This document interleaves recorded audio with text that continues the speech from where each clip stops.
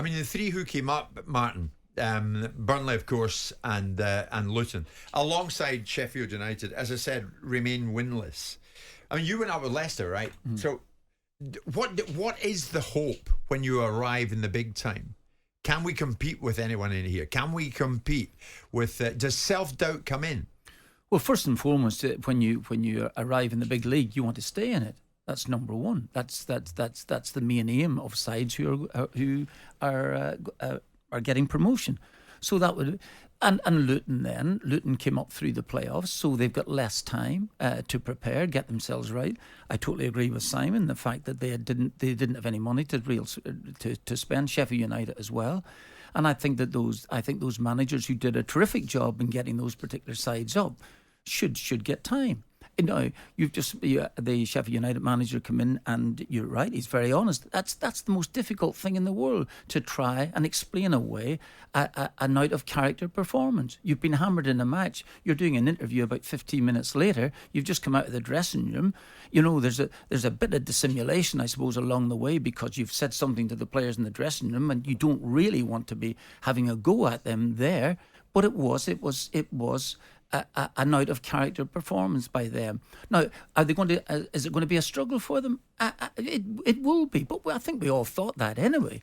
But can they still make it? I would be again not rushing to judgment. Your problem is this, Jim, is that when the longer you go on without winning a game, the harder it becomes. And then games that you're expecting, you know, the what we always term the 6-pointers, they become really, really big, you know. And that's the problem. Getting beaten there by Newcastle United, if they'd been beaten 3, I think that no one would bat an eyelid. But having seen them the previous week being so durable against Tottenham at Stamford Bridge, it was a performance that I wouldn't have expected. But even so, don't make a judgment on one particular game. Give them the opportunity. And I don't think, and including Vincent Kompany, who's got a fantastic playing record and did really brilliantly in his first season, don't be making these judgments now on these particular games. Give it a little bit of time. Yeah. But we're heading into October. I think you got a win under your belt, did you not, quite quickly? You went up with Leicester. Absolutely. That helps. That eases the pressure. Absolutely. They haven't yet. None of them. Of course, Jim. That helped a great deal. We drew our opening game against Sunderland.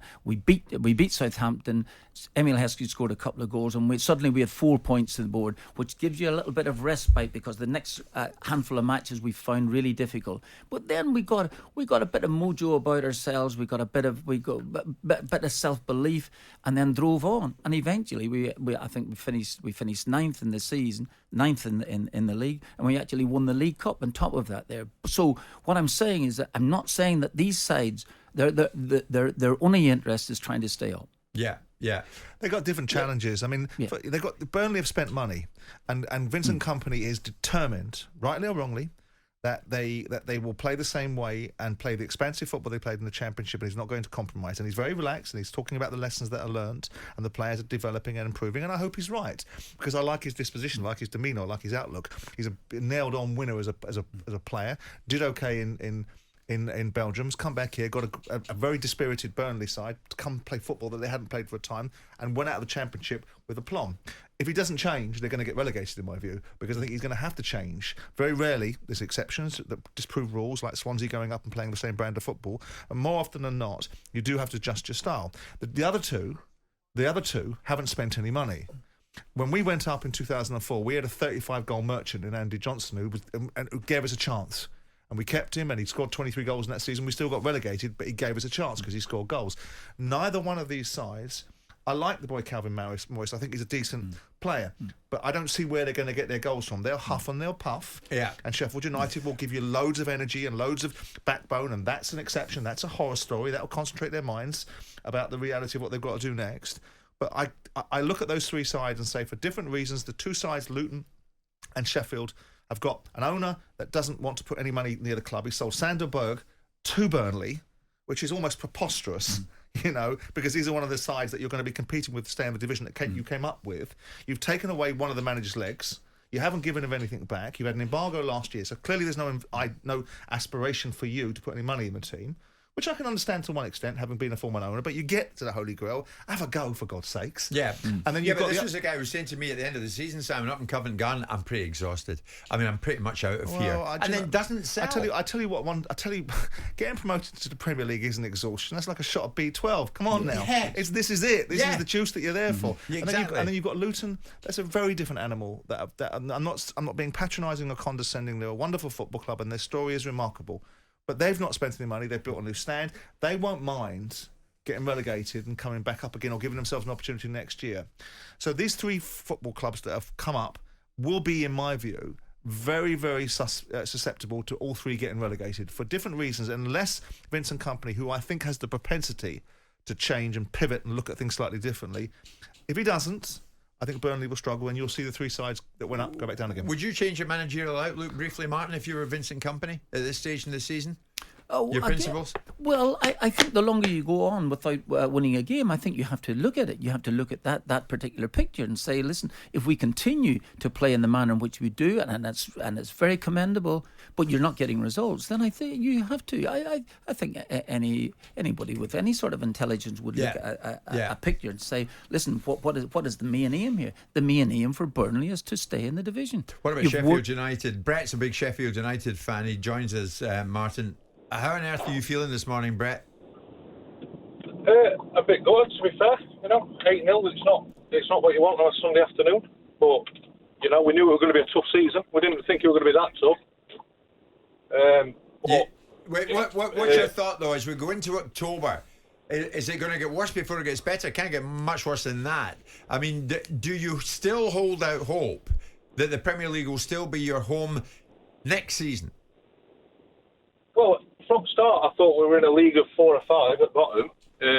Yesterday, I think obviously the last week has been tough as a club. I think there's been a lot of emotion. You can't make excuses, but I do think that as a club, yesterday was a tough day. But you still can't ship 8 in. But I think there's going to be us, Burnley, Luton, and maybe 1 or 2 others, Wolves maybe. But yeah, it's going to be tough. Yeah, I think so.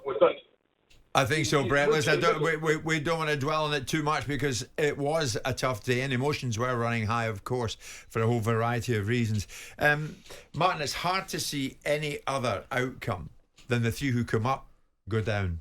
But I would love 1, 2 or 3 to prove me wrong, but it's very difficult to see it otherwise. Well, we're looking at a position now. We're looking at a league where each one of them have got a point in the board after 6 games. So you wouldn't need to be a soothsayer to say that they're in trouble.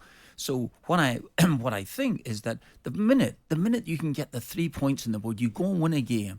And Sheffield United were unbelievably close at Tottenham. We're talking about Tottenham Hotspur last week to getting 3 points in the board, and they end up with none.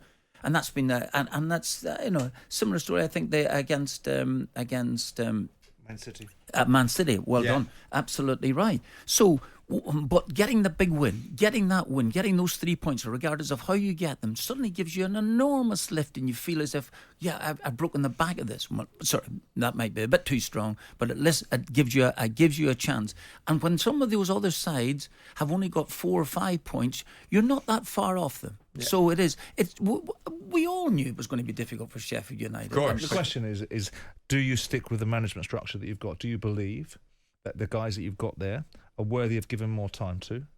Do you twist? Because ultimately, the changes that were made when Roy came in, when they brought in De Boer, I got the wrong one in Qatar. Accused him of doing a bad job at Palace, and it was his brother. That's right. Was there? I spoke to Ronald, but they went 7 games. They went 7 games. Didn't win a point. I think Palace had a point after 7 games. Where did they finish? You had Newcastle last year, albeit that they spent a lot of money in the January transfer window. But Eddie Howe came into a side that was tipped to be relegated. They had 8 points, I think, after 12 or 13 games. There's a long way to go. But you've got to give these guys a little bit of help. And I'm the first one to jump on the back of a manager. I'm the first one to do it. So if you're Abdullah, you keep Paul Heckingbottom this morning? Well, you can't ask somebody... You can't cut somebody off at the knees and ask them to run 100 metres in 10 seconds and then blame them for not doing it. You've got to give someone a chance. Yes, yeah. Jim White and Simon Jordan. Monday to Friday mornings from 10 on AM, on DAB, via the talkSPORT app and on your smart speaker. talkSPORT.